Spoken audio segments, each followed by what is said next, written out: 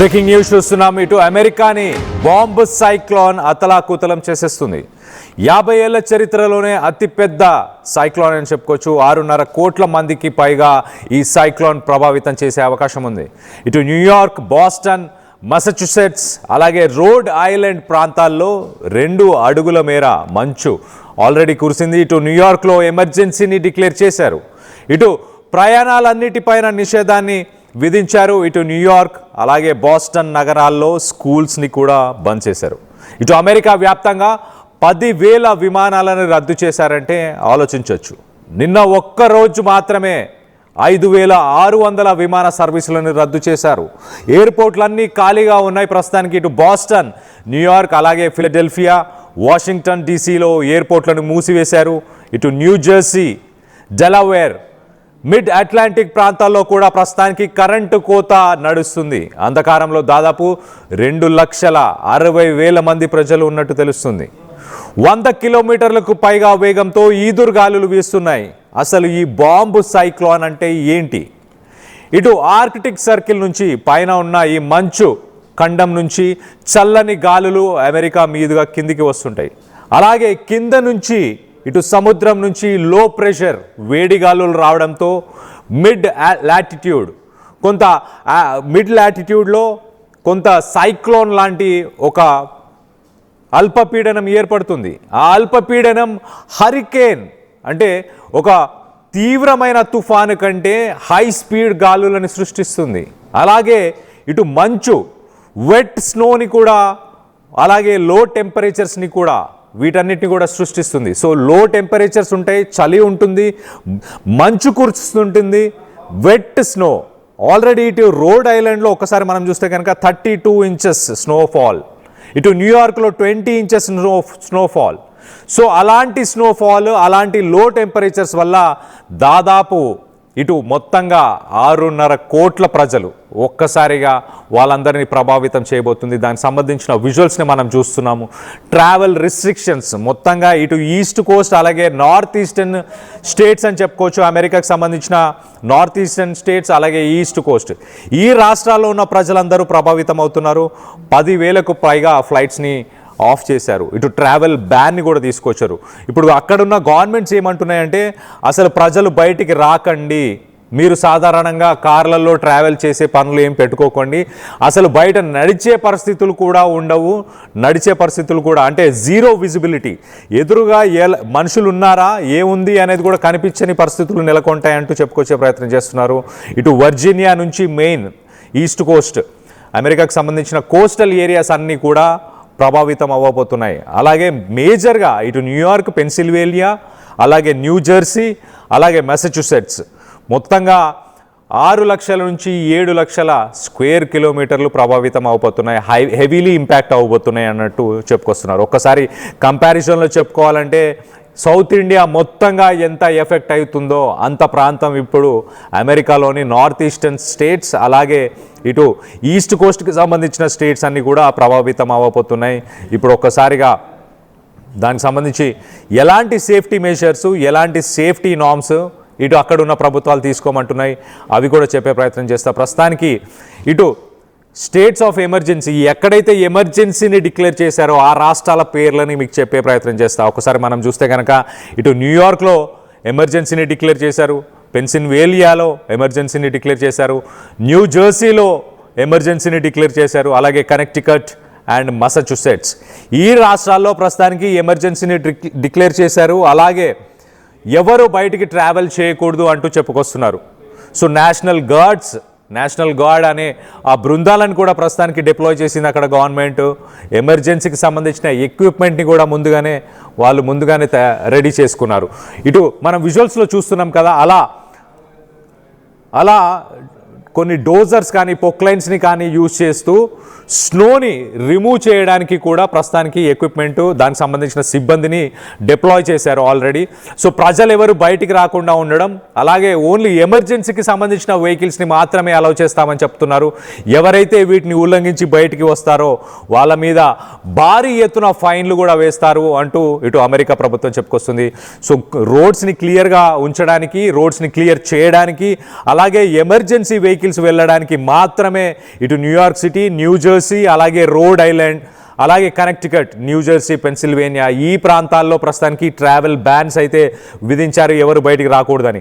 ఒక్కసారి public transport అలాగే ఇటు ఎయిర్పోర్ట్స్కి సంబంధించి డీటెయిల్స్ కూడా చెప్పే ప్రయత్నం చేస్తా. రీజనల్గా ఉన్న పబ్లిక్ ట్రాన్స్పోర్ట్ సిస్టమ్స్ అంటే ఇటు బస్సెస్ కానీ, మెట్రో కానీ, లేకపోతే ఇటు దానికి సంబంధించి నేషనల్ హైవేస్ కానీ, సర్వీస్ రోడ్స్ కానీ వీటన్నిటినీ కూడా ప్రస్తుతానికి నిలిపివేశారు, మొత్తంగా నిలిపివేశారు. అలాగే 10,000కు పైగా ఫ్లైట్ సర్వీసెస్ని క్యాన్సిల్ చేశారు. దీనికి సంబంధించి ఇంటర్నేషనల్ రూట్స్ కూడా ప్రస్తుతానికి ఇటు ఎయిర్ ఇండియాకి సంబంధించి కూడా ఎయిర్ ఇండియా ఫ్లైట్స్ ఏవైతే ఇటు అమెరికాకి వెళ్ళే ఫ్లైట్స్, న్యూయార్క్కి కావచ్చు, ఇటు జాన్ ఎఫ్ కెనడీకి వెళ్ళే ఫ్లైట్స్ కావచ్చు, వీటన్నిటిని కూడా ప్రస్తుతానికి క్యాన్సిల్ చేశారు. ఎయిర్ ఇండియా కూడా తగిన జాగ్రత్తలు తీసుకోండి, ట్రావెల్ చేసే వాళ్ళందరూ కూడా ఎయిర్పోర్ట్స్లోనే ప్రస్తుతానికి నిలిచిపోయారు. ఇటు ఎయిర్పోర్ట్స్ పరిస్థితి ఒక్కసారి మనం చూస్తే మన విజువల్లో చూస్తున్నాం, న్యూయార్క్ కానీ ఈ ఏరియాస్లో ఉన్న ఫ్లైట్స్ మొత్తంగా 98% ఫ్లైట్ సర్వీసెస్ని కూడా ప్రస్తుతానికి నిలిపివేశారు. అలాగే ఒక్కసారి స్కూల్స్ అలాగే మున్సిపాలిటీస్కి సంబంధించిన వాటి గురించి, ఆఫీసెస్ గురించి కూడా ఒక్కసారి చెప్పే ప్రయత్నం చేస్తా. ప్రస్తుతానికి మేజర్ స్కూల్స్ డిస్ట్రిక్ట్స్లో ఉన్న ప్రతి స్కూల్ని కూడా ప్రస్తుతానికి షట్ డౌన్ చేశారు. ఇటు న్యూయార్క్ సిటీకి సంబంధించిన పబ్లిక్ స్కూల్ సిస్టమ్ని మొత్తంగా క్లోజ్ చేశారు. స్నో డేస్ కారణంగా వీటన్నిటినీ క్లోజ్ చేశారు. అలాగే ఆన్లైన్ లెర్నింగ్కి ప్రస్తుతానికి షిఫ్ట్ చేశారు. సో ఇంట్లోంచే క్లాసెస్ని అటెండ్ అవ్వాలంటూ చెప్పుకొచ్చే ప్రయత్నం చేస్తారు. కొన్ని ప్లేసెస్లో అసలు ఆన్లైన్ క్లాసెస్ కూడా అవసరం లేదంటూ వాటిని కూడా నిలిపివేశారు. సో సిటీకి సంబంధించిన ఆఫీసెస్ ఒక్కసారి చెప్పే ప్రయత్నం చేస్తా. సిటీ ఆఫీసెస్కి సంబంధించిన అంటే మున్సిపల్ ఆఫీసెస్ కానీ ఇలాంటి గవర్నమెంట్ ఆఫీసెస్ని కూడా నిలిపివేశారు. ఇన్ పర్సన్ ఎవరు వచ్చి పర్సనల్గా వచ్చి ఆఫీసెస్ని విజిట్ చేయాల్సిన అవసరం లేదు, విజిట్ చేయకూడదు అంటూ వార్నింగ్స్ కూడా ఇచ్చారు. ఆఫీసెస్ని కూడా క్లోజ్ చేశారు. ఇటు సిటీస్ వార్నింగ్ సెంటర్స్ని ఓపెన్ చేశాయి, ఎమర్జెన్సీ షెల్టర్స్ని కూడా ఓపెన్ చేశాయి. ఎవరైతే వర్కర్స్ ఉన్నారో వాళ్ళు ప్రస్తుతానికి ఈ వీధుల్ని, స్ట్రీట్స్ అన్నిటిని కూడా ప్యాట్రోలింగ్ చేస్తున్నారు. ఎవరైతే నిరాశ్రయులు అంటే ఇల్లు లేని వాళ్ళు ఎవరైతే ఉన్నారో వాళ్ళందరినీ కూడా ఇటు షెల్టర్స్కి షిఫ్ట్ చేస్తున్నట్టు కూడా తెలుస్తుంది. ఇటు పవర్ కంపెనీస్ ఒక్కసారి ఎప్పటికప్పుడు దాదాపు 2,60,000 మంది ప్రస్తుతానికి చీకట్లో ఉన్నట్టు తెలుస్తుంది. వాళ్ళకి మళ్ళీ పవర్ని ఇవ్వడానికి, రిపేర్స్ చేయడానికి కూడా ఆ పవర్ సంబంధిత సిబ్బంది కూడా ప్రస్తుతానికి పనిలో నిమగ్నమై ఉన్నట్టు తెలుస్తుంది. సో మొత్తం మీద టెంపరేచర్స్ ఇటు భారీగా తగ్గనున్నాయి. అలాగే వెట్ స్నో అంటే తడి స్నో, ఇటు తడిగా ఉండే మంచు కురిసే అవకాశం ఉంటుంది కాబట్టి జీరో విజిబిలిటీ, ఎదురుగా వ్యక్తులు ఎవరున్నా కూడా కనిపించని పరిస్థితి కాబట్టి సో ప్రజలు ఎవరు బయటికి రావద్దు. అలాగే గాలులు ఒక్కసారి చూస్తే కనుక ఇటు ఈదురు గాలులు కూడా దాదాపు 100 కిలోమీటర్లకు పైగా వేగంతో ఈదురు గాలులు ఉండబోతున్నాయి. ఇటు ఎమర్జెన్సీ మేనేజ్మెంట్ ఏజెన్సీస్, ఇటు పెమ్మా అలాగే ఫెమ్మా ఈ ఏజెన్సీ అయితే ప్రస్తుతానికి ఎలాంటి ప్రికాషన్స్ తీసుకోవాలి, అక్కడ ఉన్న ప్రజలు సేఫ్టీ మెజర్స్ కానీ ప్రికాషన్స్ కానీ ఎలాంటి ప్రికాషన్స్, సేఫ్టీ మెజర్స్ తీసుకోవాలని కూడా చెప్పుకొస్తున్నాయి ఇటు పెమ్మా అలాగే ఫెమ్మా. ఒకసారి అవి కూడా చెప్పే ప్రయత్నం చేస్తాను. ఇటు మీరు ఎటువంటి ట్రావెల్ని కూడా ప్లాన్ చేయకుండా ఉండండి, avoid all sorts of travel అంటూ చెప్పుకొస్తున్నారు. వైట్అవుట్ కండిషన్స్ అంటున్నారు. వైట్అవుట్ కండిషన్స్ అంటే పూర్తిగా తెల్లగా ఉండబోతున్నాయి, పూర్తిగా ఎదురుగా ఉండబోతుందో కూడా తెలియని సిట్యువేషన్ అంటూ చెప్పుకొస్తున్నారు. సో డ్రైవింగ్ చేస్తే ముందుగా ఏమున్నాయో కూడా తెలియని పరిస్థితి, అలాగే ఈవెన్ నడిచినా కూడా ఎదురుగా ఏముందో కూడా తెలియని పరిస్థితి. అలాంటి ఎక్స్ట్రీమ్లీ డేంజరస్ కండిషన్స్ అంటూ చెప్పుకొచ్చే ప్రయత్నం చేస్తున్నారు. Extremely dangerous conditions. సో ఇంటి పట్టనే ఉండండి అంటూ చెప్తున్నారు. అలాగే అవాయిడ్ ఓవర్ ఎగ్జర్షన్ అంటే మీరు మీ ఇంటికి సంబంధించి మీ మెయిన్ డోర్కి బయట కానీ, ఆ గార్డెన్ ఏరియాస్లో కానీ, పరిసర ప్రాంతాల్లో కానీ స్నోని మీరు రిమూవ్ చేయాలనుకుంటే షావలింగ్ అంటారు. ఒక షావల్తో పాటు ఆ మంచుని పక్కకు తీసే ప్రయత్నం చేస్తారు. ఒకవేళ అలాంటిది ఏమైనా చేయాలనుకున్నా కూడా ఎప్పటికప్పుడు ఫ్రీక్వెంట్గా బ్రేక్స్ తీసుకోవాలి. ఒక్కసారి లెఫ్ట్ సైడ్ విజువల్లో మనం చూస్తున్నాము ఆ బాంబు సైక్లోన్ ఎంత తీవ్రంగా ఉండబోతుంది, ఎంత మ్యాగ్నిట్యూడ్లో ఉండబోతుంది అనేది మనం ఆ విజువల్లో చూస్తున్నాము. చూడండి అక్కడ ఆ విజువల్లో మనం చూడొచ్చు. ఆ విజువల్లో చాలా క్లియర్గా దాని పరిమాణం ఒక్కసారి మీకు చెప్పే ప్రయత్నం చేస్తా. మన 2 రాష్ట్రాలు ఏవి, ఇటు మధ్యప్రదేశ్, రాజస్థాన్ అంటే ఒక రకంగా ఇటు ఆంధ్రప్రదేశ్ కర్ణాటకని కలుపుకుంటే 2 రాష్ట్రాలు ఎంత రేడియస్ ఉంటుందో అంత రేడియస్తో ఆ బాంబు సైక్లోన్ మూవ్ అవుతుంది. మనం చూడొచ్చు కింద ఉన్న రిచ్మండ్, వాషింగ్టన్, అలాగే ఫిలడెల్ఫియా, న్యూయార్క్ ఇలాంటి స్టేట్స్ అన్నిటికంటే పెద్ద పరిమాణంలో ఉంది. అది ఒక్కసారిగా అది మూవ్ అవుతుంది. మొత్తానికైతే ఇటు నార్త్ ఈస్టర్న్ స్టేట్స్ మనకు ఆ మ్యాప్లో కూడా కొంత కనిపిస్తుంది, చూడొచ్చు మనం. Boston, New York, Philadelphia, Washington DC, అలాగే రిచ్మండ్, అలాగే పైన ఉన్న ఏరియాస్ ఇవన్నీ కూడా మనం చూడొచ్చు. ఇటు మాంట్రియల్, ఇటు కెనడాకు సంబంధించిన కొన్ని స్టేట్స్ కూడా ఎఫెక్ట్ అవుతున్నట్టు కూడా తెలుస్తుంది. సో మొత్తం మీద దాని ఆల్టిట్యూడ్ కానీ దాని రేడియస్ కానీ మనం దాంట్లో విజువల్లో చూస్తున్నాం. ఎంత భయానకంగా ఉందో చూడండి. ఒక 2-3 రాష్ట్రాలకు సంబంధించిన పరిమాణంలో ఉంది. అంత రేడియస్తోని ఈ బాంబు సైక్లోన్ ఉంది. దాని ఎఫెక్ట్ ఇటు దాదాపు 7 కోట్ల మంది అమెరికాలో ఉన్న ప్రజల మీద ఎఫెక్ట్ అవుతుందంటే మీరు అర్థం చేసుకోవచ్చు. సో ప్రజలకి ఇటు ప్రభుత్వం అయితే హెచ్చరికలను జారీ చేస్తుంది. ఇంటి పట్టనే ఉండండి, ఎవరైనా మంచుని తొలగించాలని ప్రయత్నం చేసినా మధ్యలో బ్రేక్స్ తీసుకోండి. అలాగే ఇటు ఎమర్జెన్సీ కిట్స్ని ఇంట్లో పెట్టుకునే ప్రయత్నం చేయండి. అంటే ఫ్లాష్ లైట్స్ కానీ, ఎక్స్ట్రా బ్యాటరీస్, అలాగే బ్యాటరీతోని రన్ అవ్వే రేడియో, అంటే గవర్నమెంట్కి సంబంధించిన ఎమర్జెన్సీస్ వినడానికి. ఎందుకంటే అక్కడ ఆల్రెడీ పవర్ కట్స్ ఉన్నాయి. దాదాపు 2,60,000 మందికి ఆల్రెడీ పవర్ కట్స్ ఉన్నాయి. రానున్న రోజుల్లో ఇంకా పవర్ కట్స్ ఉండే అవకాశం ఉంది. కాబట్టి రేడియోని కూడా ఇంటి పట్టే పెట్టుకునే ప్రయత్నం చేయండి. అలాగే పవర్ బ్యాంక్స్ని కూడా ఫుల్గా ఛార్జ్ పెట్టుకోండి. ఎప్పుడైనా మీకు పవర్ కట్ వచ్చే అవకాశం ఉంది కాబట్టి పవర్ బ్యాంక్స్ని ఫుల్గా ఛార్జ్ పెట్టుకోండి అని చెప్పుకునే ప్రయత్నం చేస్తున్నారు. అలాగే ఇటు క్యాండిల్స్ లాంటివి ఇంట్లో వాడకుండా ఉండండి, అవాయిడ్ చేయండి క్యాండిల్స్ని. దానివల్ల మంటలు వ్యాపించే అవకాశం ఉంటుంది కాబట్టి క్యాండిల్స్ని యూజ్ చేయకండి. ఓన్లీ ఫ్లాష్ లైట్స్ని కానీ, టార్చ్ లైట్స్ని కానీ ఇలాంటివి వాడండి అంటూ చెప్పుకొచ్చే ప్రయత్నం చేస్తున్నారు. అలాగే ఇంటి పట్టణ ఇంట్లోనే ఉన్నప్పుడు మీ డోర్ కింద గ్యాప్స్ని కానీ వీటన్నిటిని కూడా టవల్స్తో వీటన్నిటిని కూడా మీరు క్లోజ్ చేసి ఆ చల్లని గాలిని లోపలికి రాకుండా, అలాగే ఇంటి లోపల ఉన్న వెచ్చదనాన్ని అలానే ఉంచడానికి ఆ టవల్స్ని యూజ్ చేయండి. అలాగే మీరు మినిమం 3 to 4 లేయర్స్ బట్టలని వేసుకోండి అంటూ చెప్పుకొచ్చే ప్రయత్నం చేస్తున్నారు.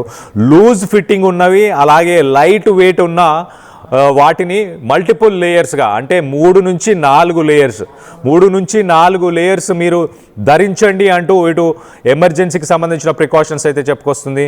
అలాగే ఒకసారి వెంటిలేషన్కి సంబంధించి ఒకసారి చెప్పే ప్రయత్నం చేస్తా. బయట ఉన్న గ్రిల్స్ కానీ, అలాగే క్యాంప్ స్టవ్స్ కానీ, జనరల్గా సాధారణంగా అమెరికాలో ఉన్న వాళ్ళు క్యాంపింగ్ చేసుకోవడానికి కొన్ని స్టవ్స్ని యూజ్ చేస్తుంటారు. అలాంటి స్టవ్స్ కానీ, లేకపోతే గ్యాస్తోని పవర్డ్ జనరేటర్స్ కానీ వీటన్నిటిని కూడా ఇండోర్స్లో ఉంచకండి. వీటన్నిటిని అట్లీస్ట్ ఒక 20 feet దూరంగా, ఇంటి నుంచి 20 feet దూరంగా వీటిని పెట్టుకోండి. ఎందుకంటే కార్బన్ మోనాక్సైడ్ పాయిజనింగ్, వీటి వల్ల కార్బన్ మోనాక్సైడ్ పాయిజనింగ్ అయ్యే అవకాశం ఉంటుంది. కాబట్టి వీటిని జనరేటర్స్ని, గ్యాస్తో రన్ అయ్యే వీటన్నిటిని కూడా కొంత దూరంగా పెట్టుకోండి అని చెప్పుకొస్తున్నారు.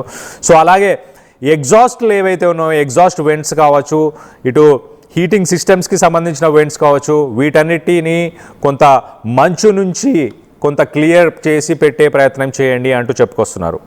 అలాగే ఇప్పుడు వాటర్ పరిస్థితి ఒకసారి మాట్లాడుకునే ప్రయత్నం చేద్దాం. ఈ చల్లని వాతావరణం వల్ల, ఈ వెట్ స్నోఫాల్ వల్ల, అలాగే ఈ హై ఆల్టిట్యూడ్ హై ప్రెషర్కి సంబంధించిన గాలులు 100కు పైగా వీస్తున్న ఈ గాలుల వల్ల మీ పైప్ లైన్స్లో ఉన్న వాటర్ గడ్డగట్టే అవకాశం ఉంటుంది. కాబట్టి వాటిని కొంత ఓపెన్ చేసి పెట్టండి. కొంత డ్రిప్ అవుతూ కంటిన్యూస్గా వాటర్ ఫ్లో అవుతూ ఉండేలాగా చూసుకునే ప్రయత్నం చేయండి అంటూ చెప్పుకొస్తున్నారు. అలాగే మొత్తం మీద అన్నిటికంటే ఇంపార్టెంట్ థింగ్ ఏంటంటే, ఒక 3 రోజుల పాటు మినిమం మీ దగ్గర ఆహారానికి సంబంధించి అట్లీస్ట్ ఫుడ్ని, ప్రాసెస్డ్ ఫుడ్, ప్రిజర్వ్డ్ ఫుడ్ కానీ ఒక 3 రోజులకు సంబంధించిన సరుకులని మీ దగ్గర పెట్టుకోండి అంటూ ఎమర్జెన్సీ సంబంధించిన ప్రికాషన్స్, సేఫ్టీ మెజర్స్లో అయితే చెప్పుకొస్తున్నారు. సో మొత్తం మీద అమెరికాకి ఒక రకంగా రానున్న 3-4 రోజులు గడ్డుకాలం అని చెప్పుకోవచ్చు. అక్కడ ఇటు నార్త్ ఈస్టర్న్కి సంబంధించిన స్టేట్స్, మరి ముఖ్యంగా ఇటు ఈస్ట్ కోస్ట్కి సంబంధించిన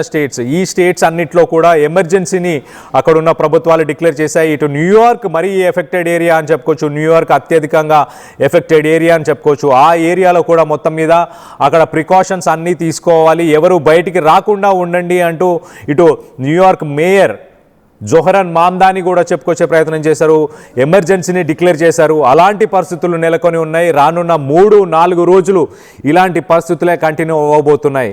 దీనికి సంబంధించి ఒక్కసారి మనం విజువల్స్లో చూడొచ్చు. ఒక్కసారి అక్కడ ఎలాంటి పరిస్థితులు కనిపిస్తున్నాయో ఒక్కసారి మనం ఆ బాంబు సైక్లోన్కి సంబంధించిన విజువల్స్ని చూడొచ్చు.